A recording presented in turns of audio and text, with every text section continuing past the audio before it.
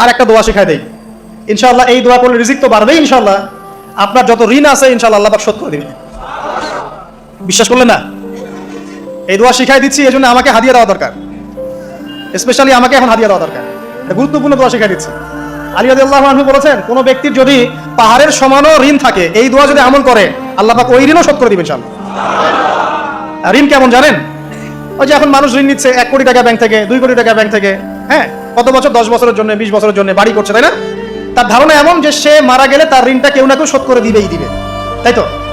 আর আল্লাহ রসুল কি বলছেন দেখেন, একজন মারা গেছেন, নবী সাল্লাল্লাহু আলাইহি ওয়াসাল্লামের সময় একজন মারা গেছেন। তো নবী করিম সাল্লাল্লাহু আলাইহি ওয়াসাল্লাম বলছেন, এই ব্যক্তির কি কোনো ঋণ আছে? একজন সাহাবী বলেন, হ্যাঁ ইয়া রাসূলুল্লাহ, তো ঋণ আছে। নবীজি বললেন, তোমরা ওর জানাজা পড়ো, আমাকে ডেকো না।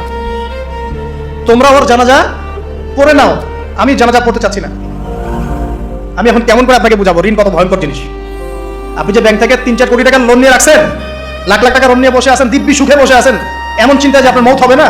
আর নবী সাল্লাল্লাহু আলাইহি ওয়াসাল্লাম সময়ে একজন মারা যাচ্ছেন, তিনি বলছেন তোমরা জানাজা পড়ে নাও, আমি জানাজা পড়তে চাচ্ছি না। মানে ঋণগ্রস্ত ব্যক্তি জানাজাও তিনি পড়তেন না। তারপরে একজন এসে বললেন, ইয়া রাসূলুল্লাহ, আমি তার ঋণ শোধ করে দিব, তার যা ঋণ আছে আমি শোধ করে দিব। তখন নবী এসে জানাজা পড়লেন সাল্লাল্লাহু আলাইহি ওয়াসাল্লাম। তো আপনার এই কোটি কোটি টাকা ঋণ শোধ করার লোক তো রেডি আছে নাকি? আছে না? সমস্যা নেই, আপনার জানাজা পড়া হবে, কারণ হুজুরকে আপনি 5000 টাকা দিবেন, হুজুর জানাজা পড়াই দিবে, কোনো সমস্যা নেই। তারপরে আপনি আপনার মিলাদও হবে, আপনার একটা বড়সড় দোয়াও হবে ইনশাআল্লাহ। কিন্তু আল্লাহ পাক বলেছেন যে শহীদ, আল্লাহর পথে যুদ্ধ করে শহীদ হয়েছে, এই ব্যক্তির আত্মাও ঝুলে থাকে যতক্ষণ পর্যন্ত না তার ঋণটা শোধ করা হয়। এবার বলেন আমি কি বুঝাবো আপনাকে? আর কিছু বলতে হবে? তো এখন সেই দোয়া শিখাচ্ছি আপনাদেরকে, যে দোয়া শিখলে আপনারা ঋণ থেকে বাঁচবেন ইনশাআল্লাহ। কত দিবেন বলেন? আচ্ছা, হ্যাঁ, এই তো শুকরিয়া। দোয়া করবেন যেন আল্লাহ পাকের দিনটাকে আল্লাহর জমিনে প্রতিষ্ঠা করতে পারে। আমার সাথে বলেন, দোয়াটা হচ্ছে আল্লাহুম্মা ইকফিনি বিহালালিকা আন হারামিকা ওয়া আগনিনি বিফাদলিকা আম্মান সিওয়াকা। এই দোয়াটা ছোট না, এটা মুখস্থ করবেন, সেজদায় পড়বেন, নামাজের সেজদায় পড়বেন, আত্তাহিয়াতু দরুদ শেষ তারপরে পড়বেন, নামাজ শেষে হাত তুলে করবেন, যখন তখন শেষ রাতটা করবেন, ইনশাআল্লাহ দেখবেন আপনার ঋণ বলতে কিছু থাকবে না ইনশাআল্লাহ। যদি থাকেও, বড় কোনো ঋণ থাকেও, আল্লাহ পাক অন্য কোনো মাধ্যমে এটা শোধ করার ব্যবস্থা করে দিবেন ইনশাআল্লাহ। ইনশাআল্লাহ। যে দারিদ্রতা দূর করতে চান, সচ্ছলতা চান, কয়েকটা কাজ করেন। এই যে বললাম, 1 নাম্বার সূরাতুল ওয়াকিয়া তেলাওয়াত করেন, 5 ওয়াক্ত নামাজ জামাতে পড়েন, ডেইলি কিছু সময়ের জন্য কোরআন তেলাওয়াত করেন, আর আল্লাহর কাছে রিজিক চান, জিকির বেশি বাড়ায় দেন। পারবেন না ইনশাআল্লাহ? আমার জীবনে এমন ঘটনা ঘটেছে, এটা এখন গল্পটা মনে পড়ে গেল তাই বলছি, যে 1,20,000 টাকা ঋণ আছে আমার, শোধ করার কোনো অপশন নাই আমার কাছে। আমার চোখে ধরা পড়ছে না যে 1,20,000 টাকা আমি কেমনে দিব। কি হলো, হঠাৎ করে আমি একটা সার্কুলার দেখলাম যে সারা বাংলাদেশে ইসলামিক ট্যালেন্ট খোঁজা হচ্ছে। 2000 এটা মনে হয় 17 কি 18 সালের কথা, হ্যাঁ 18 না, আচ্ছা 18। তো হ্যাঁ, আলোকিতকে। তো এখন আমার ওয়াইফ বলছেন যে আপনি এটাতে অ্যাপ্লাই করেন। আমি অ্যাপ্লাই করবো, এটা তো আলেম ওলামাদের প্ল্যাটফর্ম, আমি এখানে জেনারেল থেকে আসা মানুষ কেমন করে কি। তো সে বলছেন আপনি পারবেন ইনশাআল্লাহ, আপনি পড়াশোনা করেন, ইনশাআল্লাহ পারবেন। তো আমি দেখছি আগে প্রাইস কি আছে, কষ্ট তো করবো, আগে পুরস্কারটা কি। তো পুরস্কারটা দেখছি যে একটা ওমরা করাবে। ওমরা করা তো যে কারোর জন্য একটা মানে স্বপ্নের ব্যাপার না, ওমরা করা তো সবাই আমরা খুব পছন্দ করি, আল্লাহ পাক আমাদেরকে বেশি বেশি ওমরা করার তৌফিক দেন। আর লেখা আছে যে ফার্স্ট প্রাইস 3 লাখ টাকা, second prize 2 lakh, third price হচ্ছে 1 লাখ টাকা। তো সেটা আচ্ছা ঠিক আছে। তখন আমি একটা জবও করি, আমি কিন্তু চাকরিও করেছি একসময়। তো এখন জব ছেড়ে দিলাম, জবে থাকলে আমার এখন পড়াশোনা হবে না। তারপর টানা 4 কি 5 মাস দৈনিক 10 থেকে 12 ঘন্টা করে পড়েছি, টানা 4 থেকে 5 মাস দৈনিক 10 থেকে 12 ঘন্টা, নামা খাওয়া সব ওখানেই।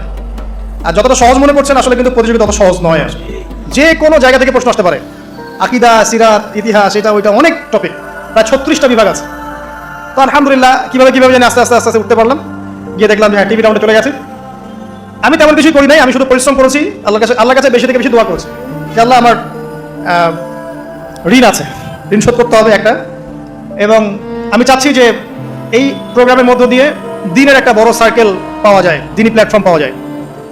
তো আলহামদুলিল্লাহ আল্লাহ পাকের ইচ্ছায় সেখানে একটা ভালো রেজাল্ট হলো, এবং সেখানে ওমরাও করা হলো আলহামদুলিল্লাহ, এবং ক্যাশ তারা খুব তাড়াতাড়ি দিয়ে দিয়েছে। আমি পুরো ক্যাশটা আগে পেয়েই আগে ঋণটা শোধ। এখন এই সময় কিন্তু আমি দোয়াটা করেছি, আল্লাহুম্মা ইকফিনি বিহালালিকা আন হারামিক ওয়া আগনিনি বিফাদলিকা আম্মান সিওয়াক। দেখেন, আমি কিন্তু জানতামও না এমন কোনো প্রতিযোগিতা হবে, আমি সেখানে পার্টিসিপেট করবো, ওই ওসিলায় ওমরা করবো, ওই ওসিলায় আবার ঋণও শোধ হবে, আমার কিন্তু মাথা ছিল না। এটাই হচ্ছে আল্লাহ পাকের সেই আয়াত, ওয়া মান ইয়াত্তাকিল্লাহ ইয়াজআল লাহু মাখরাজা। আল্লাহ পাককে যে ভয় করবে আল্লাহ পাক তার জন্য রাস্তা খুলে দিবেন ইনশাআল্লাহ। ওয়া ইয়ারযুকুহু মিন হাইথু লা ইয়াহতাসিব, এবং এমন উৎস থেকে আল্লাহ পাক রিজিক দিবেন যেটা সে কল্পনাও করতে পারে না। এটা আল্লাহ পাক তাওয়াক্কুল রাখেন। জাস্ট ওই ইসমাঈল আলাইহিস সালামের মায়ের মতো হাজরা আলাইহিস সালাম ইব্রাহিম আলাইহিস সালামকে বলছেন, আপনি আমাকে এখানে ছেড়ে যাচ্ছেন কি জন্য? ইব্রাহিম বলছেন আল্লাহর আদেশে। তখন তিনি বলছেন, তাহলে আল্লাহ আমাকে ফেলে দিবেন ইনশাআল্লাহ। সেই মায়ের গর্ভ থেকে ইসমাঈলের মতো সন্তানের জন্ম হলো, যেই সন্তানকে বাবা বলছে যে আমি তোমাকে জবাই করছি, স্বপ্নে দেখেছি, ফানজুর মাযা তারা, তোমার রায় কি? সে বলছে ইয়া আবাতি ফাআল মা তুমার, আপনাকে যে আদেশ করা হয়েছে আপনি সেটাই করেন।